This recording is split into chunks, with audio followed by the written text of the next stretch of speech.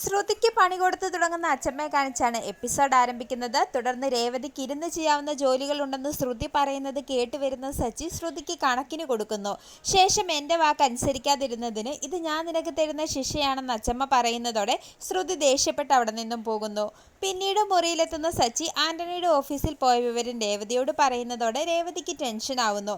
തുടർന്ന് ആക്സിഡന്റിന് പിന്നിൽ ആന്റണി ആണോ എന്ന് ദേവുവിനും ശരത്തിനും സംശയമുണ്ടെന്നും ദേവുവാണ് എന്നെ വിവരങ്ങൾ അറിയിച്ചതെന്നും സച്ചി രേവതിയോട് പറയുന്നു.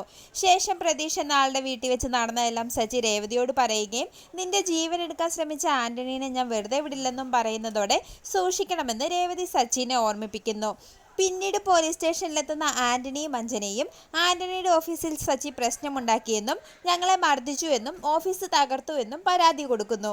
പിന്നീട് അച്ചമ്മയുടെ ചെറുപ്പത്തിലെ ഫോട്ടോ കാണുന്ന സച്ചി അച്ചമ്മയ്ക്കൊപ്പം നിൽക്കുന്ന മറ്റ് 2 പെൺകുട്ടികളെ പറ്റി തിരക്കുന്നു. തുടർന്ന് അതെൻ്റെ ആത്മാർത്ഥ കൂട്ടുകാരികളായിരുന്നുവെന്നും ഇപ്പോൾ അവർ എവിടെയുണ്ടെന്ന് എനിക്ക് അറിയില്ലെന്നും എവിടെയായിരുന്നുവെന്ന് അറിയാമായിരുന്നുവെങ്കിൽ ഞാൻ അവരെ കാണാൻ ഓടി ചെല്ലുമായിരുന്നുവെന്നും ഇനി ഒരിക്കലും എനിക്ക് അവരെ കാണാൻ കഴിയില്ലായിരിക്കും അല്ലേ എന്നും പറഞ്ഞ് അച്ചമ്മ സങ്കടപ്പെടുന്നു. ഇത് കേട്ട് സങ്കടപ്പെട്ടിരിക്കുന്ന സച്ചിയെ കാണിച്ച് എപ്പിസോഡ് അവസാനിക്കുന്നു.